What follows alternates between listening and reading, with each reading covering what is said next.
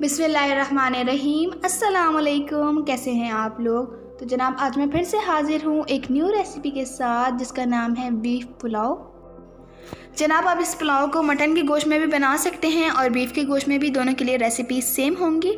तो बहुत आसान है, ज़रूर ट्राई कीजिएगा। तो चलिए जी रेसिपी की तरफ चलते हैं बिना आपका टाइम वेस्ट। बीफ पुलाव बनाने के लिए मैंने सबसे पहले लिया है 1 किलो के करीब बीफ।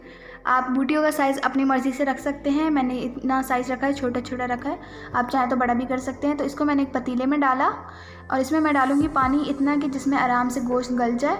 और मैंने दालचीनी का इतना टुकड़ा डाला है, आप देख सकते हैं। 1 टीस्पून इसमें मैंने डाला है नमक, 1 टीस्पून इसमें गया गोश्त गलाने का मसाला, हाफ़ टीस्पून इसमें जाएगा सूंड यानी कि सूखे अदरक का पाउडर, और 1/4 टीस्पून मैं इसमें डालूँगी अजवाइन।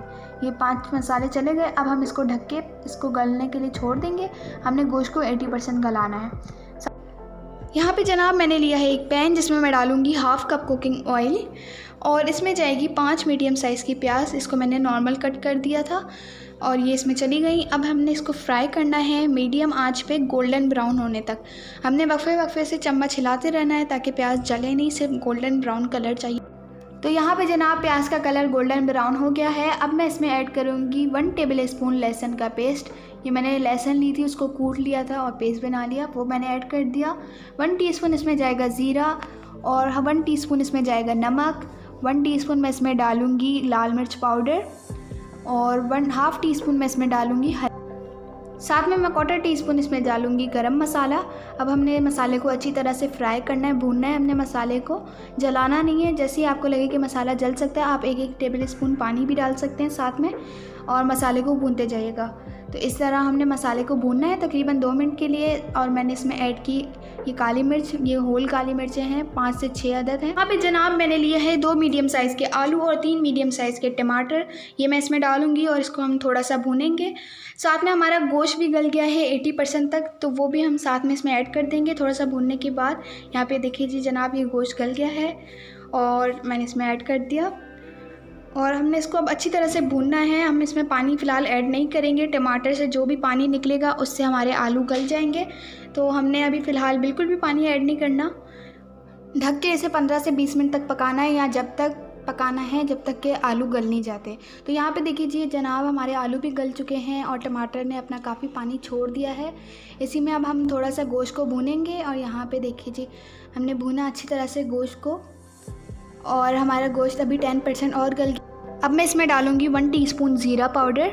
अगर आप लोगों के पास नहीं है तो आप ज़ीरे को लें, उसको रोस्ट कर लें और फिर ग्राइंड कर लें, ज़ीरा पाउडर बन जाएगा। और यहाँ पे मैंने डाला 1 टीस्पून सूखे धनिया का पाउडर और अब हमें इसको अच्छी तरह से मिक्स करना है। थोड़ा सा मैं पानी मैंने 2.5 गिलास चावल लिए थे तो मैं 2.5 गिलास पानी डाल रही हूँ इसमें। अब पानी को हमने बॉईल करना है, बॉईल आने देना है। और यहाँ पे पानी पे बॉईल आ गया। अब मैंने चावल डालने हैं जिनको मैंने 2 घंटे पहले भिगो के रख दिया था। ये 2.5 पाव मेरे पास चावल हैं, तो ये मैंने भिगो के रख दिया था पहले ही 2 घंटा पहले। और अब हम इसमें चावल को पकने के लिए छोड़ देंगे, थोड़ा सा फैला देंगे और हमें ढककर तकरीबन हम 15 से 20 मिनट तक पकाएंगे तो चावल अच्छी तरह से पक जाएंगे। तो अब यहाँ पे मैं थोड़ी सी हरी मिर्चें भी डालूँगी, आप चाहें तो छोटे छोटा टुकड़ा करके भी डाल सकते हैं, मैं पूरी डाल रही हूँ। अब हमने ढक कर इसको पकाना है। यहाँ पे देखिए जी 15 मिनट बाद काफ़ी हद तक हमारा पुलाव पक चुका है, बस थोड़ा सा पानी सूखना रह गया है। तो 5 मिनट मैं इसको और पका लूँगी। मीडियम फ्लेम रखी हुई है मैंने और अब थोड़ा सा पानी अभी सूखना बाकी है, तो 5 मिनट और पकाते हैं इसको। तो जी जनाब 5 मिनट यहाँ पे हो गए हैं और पुलाव हमारा तैयार है। बीफ पुलाव आप इसी रेसिपी से मटन पुलाव भी बना सकते हैं और बीफ पुलाव भी बहुत आसान रेसिपी है और बहुत मज़ेदार बना था पुलाव। तो ज़रूर ट्राई कीजिएगा मेरी रेसिपी को। अगर आपको रेसिपी पसंद आई है तो वीडियो को लाइक एंड कमेंट करें।